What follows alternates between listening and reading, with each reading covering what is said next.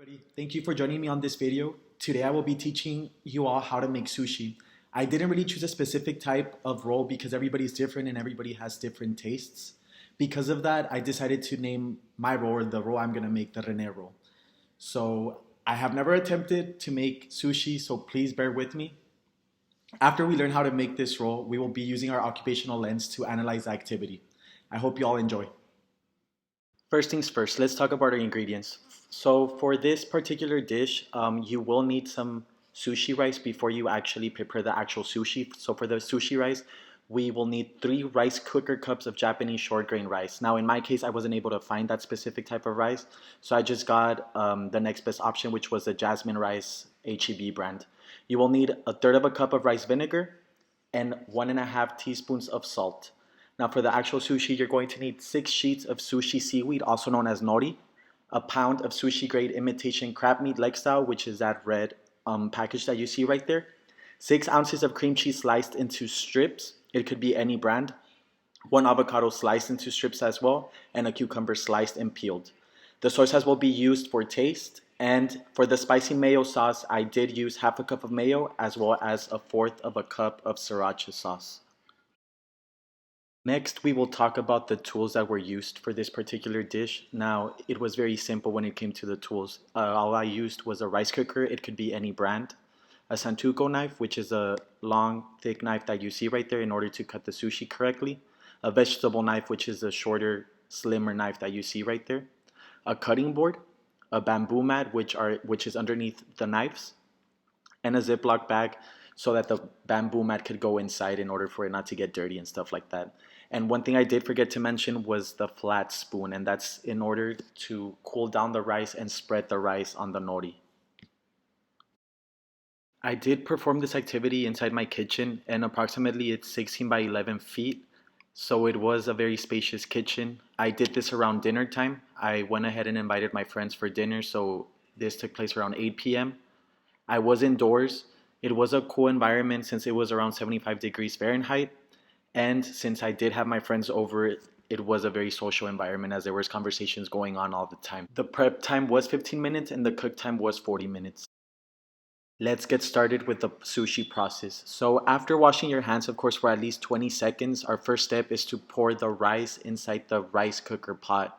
And after that, we need to make sure that we rinse out any stuff that the rice might have. And like you see on the video, you go ahead and do this 3 to 4 times. And until you stop seeing the water white, that's when you know it's time to stop. After you drain the rice, you go ahead and fill it up with water till where it says 3 cups. So since we did put 3 cups inside the rice cooker, there should be a line to guide you to see how much water you need to put. And then you go ahead and just place the pot inside the rice cooker, you close it, you set the timer, and you wait. Once the rice is ready, you can go ahead and take out the pot from inside the rice cooker. And just as a safety concern, it will be extremely hot, so I do advise you to wait a little bit before you do that. After you let the rice cool, after spreading around in that baking dish that you see on the video, you just sort of wait around 20 to 30 minutes so that the rice could be cool. Since the sushi will be served cold, the rice needs to be cold as well. I was waiting for the rice to cook, I went ahead and peeled the cucumber and sliced it, as well as the avocado, the imitation crab, and the cream cheese. Once the rice has cooled down, you can go ahead and get the bamboo mat and place a sheet of seaweed or nori on top of it. Then you could get the rice paddle or the flat spoon and go ahead and spread an even layer of prepared sushi rice on top of the nori. You need to make sure that you do this gently and smoothly because the sheet is very delicate. Another thing I forgot to mention, there are 2 sides to the nori. There's a smooth side and I want to say rough side. You need to make sure that the rough side is facing you.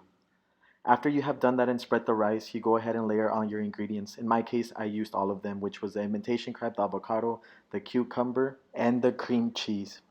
Once you have added all the ingredients, you could go ahead and roll it up, just like a simple tortilla. I want to say you just roll it up, and you have to be very careful because if you don't do it tightly, the ingredients might be falling out through the sides.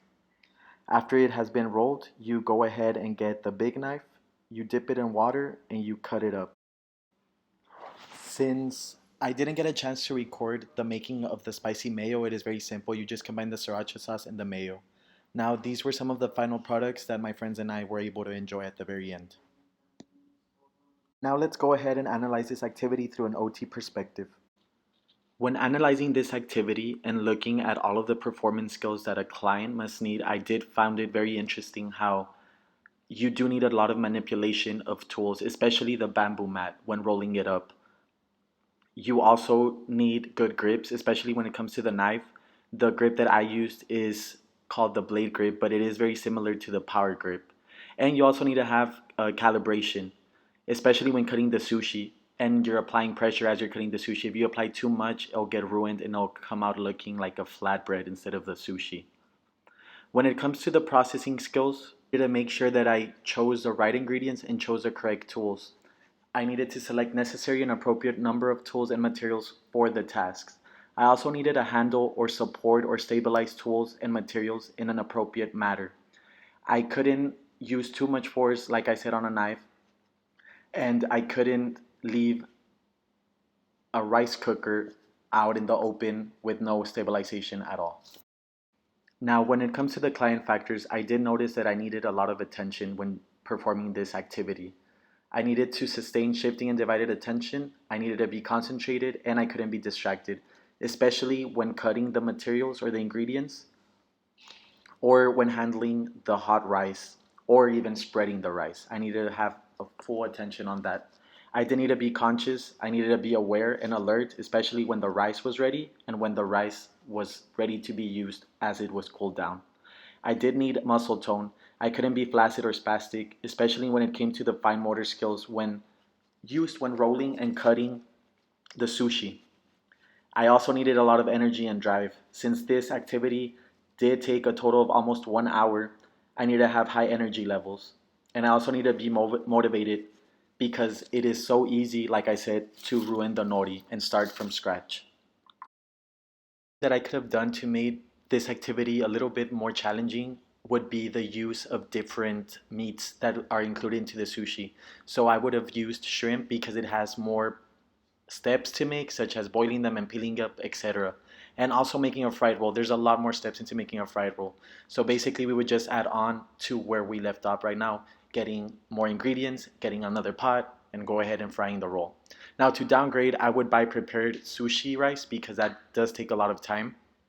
And I would also buy pre-cut ingredients to add. When it comes to the actual tools or environment, in order to make this a little bit more challenging, I would use instead of using a rice cooker, I would use a stovetop to cook the rice because you do have more attention that needs to be provided to the rice. And I would also use hands instead of the flat spoon to spread the rice on the nori. It does make it a little bit more challenging. Now, to downgrade, I would not have friends over because they were a big distraction. At every single minute, they were always bugging me and trying to talk to me. And I would also use a bigger cutting board to have a little bit more room because I did find myself to be a little bit tight. Here are some occupations that might help the client when performing this activity. For example, in IADL such as cooking, this activity would correlate with that perfectly because this would be another recipe that could easily be added to your cooking routine. When it comes to ADLs, dressing could be improved because there are similar fine motor skills when buttoning up a shirt or zipping up some pants. They do use similar grips that we did use during this activity. And lastly, this could also be part of a leisure activity. If a client enjoys to do arts and crafts, this activity can further improve fine motor skills to get the client to finish a sculpture or to get the client to finish a painting. This activity would be very useful for people that are or clients that are recovering from a fractured hand, finger, or any part of their upper extremity. It would really help them to increase their fine motor skills. Also, if a client has just gone through an amputation of a finger, hand, or arm, it would help the client adapt and how to use adaptive equipment as well as how to properly cook without the extremity. People that are facing dementia, this could help the client remember the appropriate sequencing of his stacks, what comes first, what comes second, what comes third. And also, if a client has anxiety, it could be a stress reliever for some of them, especially if they enjoy cooking. Thank you guys so much for your time. I hope you have a good day.